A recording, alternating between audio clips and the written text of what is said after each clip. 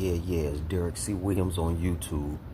As a person who has been in healthcare for just about 40 years now, it's well known that anytime you have a surgical procedure, it's on you. You assume the risk anytime you go under that knife, and you are really hanging your hats on the expertise of the medical professionals.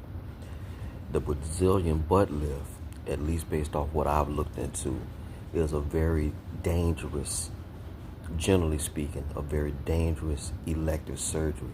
There is no need, there is no medical reason as to why you would want a Brazilian butt lift, but I think a lot of times women do this in this so-called quest for beauty.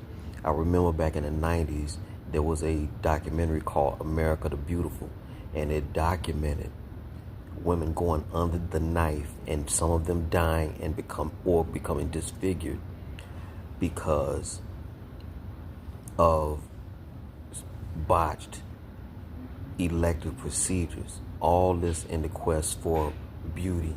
And I have to wonder, can't you just go with what nature made you? Can't you just go with what God made you as? Apparently nature is not enough. And apparently with a lot of these women with the Brazilian butt lifts, I would imagine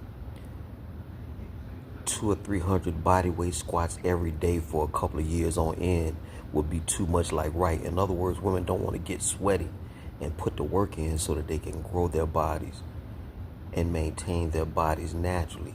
Well, 40-year-old Alicia Stone, a 13-year veteran of the New York Police Department, has died in Colombia after a Brazilian butt lift.